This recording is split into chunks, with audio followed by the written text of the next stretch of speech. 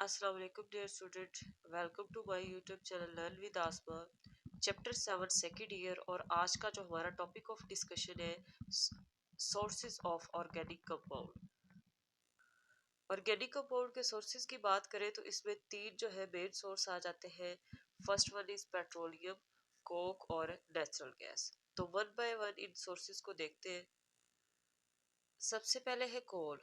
कोल क्या है? Mineral deposit है।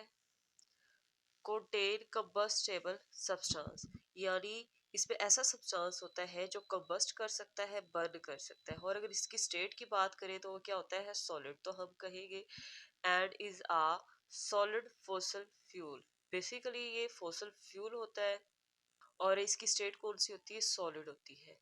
मिनरल डिपॉजिट है। अब देखते हैं कि इसकी फॉर्मेशन के ये बनता कैसे है। फॉर्मेशन ऑफ कोल जो है ये एक शॉर्ट क्वेश्चन भी है, इंपॉर्टेंट शॉर्ट क्वेश्चन है। तो देखते हैं formation. Remains of tree. Tree के रिमेन्स यानी ट्री के बाकियात बरिड दबे होते हैं inside the earth crust, earth crust के अंदर। जमीन की तह के अंदर ट्रीज के 500 मिलियन ago. रिमेन्स दबे होते हैं। तो क्या होता है उनपे? बैक्टीरियल और केमिकल रिएक्शन होते हैं जिसकी वजह से वो कन्वर्ट हो जाता है पीट पे। तो हम कहेंगे कि बैक्टीरियल और केमिकल रिएक्शन हुए किस चीज पे? रिमेन्स ऑफ ट्रीज पे। और वो किस पे कन्वर्ट हो गया है? पीट पे कन्वर्ट हो गया। अब इस पीट पे जो है हाई प्रेशर और हाई टेम्परेचर जब अप्लाई होगा तो ये अल्टीमेटली डिफरेंट स्टेजेस से गुजरते हुए कोल में कन्वर्ट हो जाएगा। अब देखते हैं coal formation in a cyclic process. तो हमने पहली बात की थी कि ट्रीज जमीन के अंदर दबे होते हैं, तो इन शॉर्ट हम कह सकते हैं कि वुड प्लांट आप लोग लिख सकते हैं। ठीक है। तो उसके ऊपर बैक्टीरियल और केमिकल रिएक्शन होते हैं तो वो किस में कन्वर्ट हो जाता है? पीट में। अब इस पीट पे हाई प्रेशर और टेम्परेचर अप्लाई होगा तो ये कन्वर्ट किस स्पीशीज में हो जाएगा? लिग्नाइट पे। लिग्नाइट पे देन हाई प्रेशर अप्लाई होगा तो ये कन्वर्ट हो जाएगा बिटुमिनस कोल में। और बिटुमिनस कोल पे जब हाई प्रेशर अप्लाई होगा तो ये कन्वर्ट हो जाता है एंथ्रासाइट में।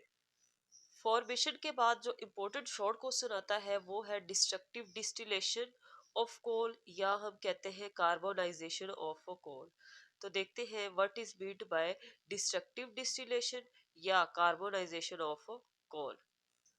तो ये इस प्रोसेस में क्या होता है? Coal is heated at high temperature, temperature को हाई रखा जाता है in the absence of air, लेकिन एयर की गैर मौजूदगी में ये प्रोसेस होता है क्योंकि ये एक कंबस्टेबल सब्सटेंस है। तो अगर एयर मौजूद होगी तो सारी कोल बर्न हो जाएगी, प्रोडक्ट ऑब्टेन नहीं होंगे। इट कन्वर्ट इनटू, तो जब इसको हीट किया जाता है हाई टेम्परेचर पे एयर की एब्सेंस में तो ये कन्वर्ट हो जाती है किस चीज में? कोक में, कोल गैस में और कोल तार में। इसको शॉर्ट वे में अगर हम लिखना चाहें तो कुछ इस तरह से डिस्क्राइब करेंगे। कोल है, एब्सेंस ऑफ एयर में उसको हीट किया है, टेम्परेचर 500 से 1000 के बिटवीन रखा है। तो तीन प्रोडक्ट ऑब्टेन हुए हैं, कोक, कोल तार और कोल गैस। अब आ जाते हैं इसके यूजेस की तरफ कि इसके यूज क्या है। तो 80% जो है कोल वो यूज होता है बाइक ब्रिक, ब्रिक्स यानी ईंटों को पकाने के लिए। और उसके बाद जो है कुछ इसका यूज आ जाता है डोमेस्टिक पर्पस, यानी घरों पे इसको एज अ फ्यूल के तौर पर यूज करते हैं। और जियोलॉजिकल सर्वे के अकॉर्डिंग पाकिस्तान में जो है 184 बिलियन स्टोन्स जो है वो कोल मौजूद है। तो इसमें जो है सिंध अथॉरिटी बलूचिस्तान केपी के और उसके बाद director of mineral development of Punjab, यहाँ पर सारी टीम्स वर्क कर रही है। नेक्स्ट है आप सबकी फेवरेट नेचुरल गैस जिसको हम कुदरती गैस भी कहते हैं। अगर इसकी कंपोजिशन की बात करें तो ये बेसिकली मिक्सचर होती है लो बॉइलिंग पॉइंट हाइड्रोकार्बन का, लो बॉइलिंग पॉइंट हाइड्रोकार्बन का, और मेनली जो है वो कंपोज होती है किस चीज पे? मीथेन पे। तो इसको हम इसके बारे में क्या कहेंगे कि गैसेस मिक्सचर है of low boiling point hydrocarbon, वो हाइड्रोकार्बन जिनका बॉइलिंग पॉइंट लो है, वेली कंपोज्ड ऑफ मीथेन। सबसे ज्यादा इसमें मीथेन प्रेजेंट होती है, लेकिन इसके अलावा मीथेन के अलावा मेजर पोर्शन तो इसका मीथेन ही होगा। लेकिन इसके अलावा इसमें इथेन, प्रोपेन, ब्यूटेन और कुछ क्वांटिटी, स्मॉल क्वांटिटी माइनर में जो है carbon dioxide, nitrogen gas, hydrogen sulphide और हीलियम गैस भी प्रेजेंट होगी। अब इसकी फॉर्मेशन की बात करें, ये कैसे बनती है, तो ये बनती है डिकम्पोजिशन यानी ब्रेकडाउन से, टूटने फूटने से of organic matter. Organic matter जमीन के अंदर जो प्रेजेंट होता है उसके टूटने फूटने से, उसकी डिकम्पोजिशन से नेचुरल गैस बनती है। यूजेस की बात करें तो यूजेस से सब फेमिलर है कि इसको पावर जनरेशन में हम यूज करते हैं, सीमेंट और फर्टिलाइजर इंडस्ट्री में यूज होती है, एज अ फ्यूल जो है इसको इंडस्ट्रीज में यूज किया जाता है, डोमेस्टिक पर्पस के लिए यूज होती है, और इसके साथ CNG और LNG के तौर पर भी हम इसे यूज करते हैं। सबसे लास्ट पे आ जाता है पेट्रोलियम। तो पेट्रोलियम से हमने वो पेट्रोल नहीं लेना जो हम यूज करते हैं एज अ फ्यूल के तौर पर। बेसिकली पेट्रोलियम की एक फ्रैक्शन होती है गैसोलीन, जिसको हम एज अ फ्यूल के तौर पर यूज करते हैं, और हम लोगों ने इसे पेट्रोल का नेम दिया हुआ है। तो पेट्रोलियम है क्या? बेसिकली मिनरल ऑयल है in its refined form. Refined form में मिनरल ऑयल को हम क्या कहते हैं? Petroleum. Mineral oil in its refined form is called petroleum. अब इसकी फॉर्मेशन देखते हैं कि पेट्रोलियम बनता कैसे है। तो स्लो एंड बायोकेमिकल, स्लो और बायोकेमिकल डिकम्पोजिशन होती है of remains of organic matter. Organic matter की जो है स्लो एंड बायोकेमिकल डिकम्पोजिशन होगी, और ये जो है ऑर्गेनिक मैटर प्रेजेंट कहाँ पर होता है? सेडिमेंट्री रॉक्स में। तो हम क्या कहेंगे? Slow and biochemical decomposition of remains of organic matter found in sedimentary rocks.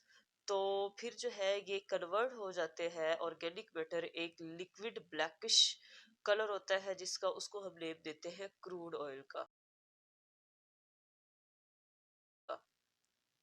तो नेक्स्ट जो है हम फ्रैक्शनल डिस्टिलेशन करवाते हैं पेट्रोलियम की, जिससे हम डिफरेंट फ्रैक्शंस ऑब्टेन करते हैं। फ्रैक्शनल डिस्टिलेशन, पेट्रोलियम की अगर फ्रैक्शनल डिस्टिलेशन करवाई जाए तो हमें कुछ फ्रैक्शंस ऑब्टेन होती है जिनके नेम है नेचुरल गैस।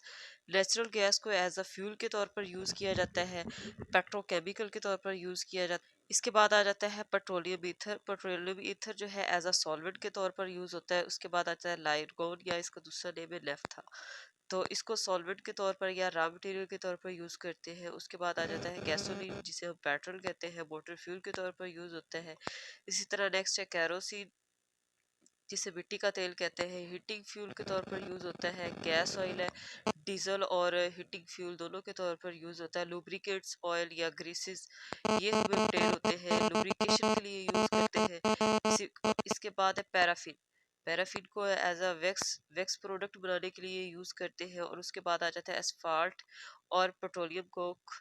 बेसिकली जो ये रेजिड्यू होता है, एंड पे जो बच जाती है चीजें, उन्हें हम रेजिड्यू कहते हैं। तो इसको यूज करते हैं रूफिंग, छतें बनाने के लिए, पुफिंग, सड़कें बनाने के लिए, और फ्यूल रिड्यूसिंग एजेंट।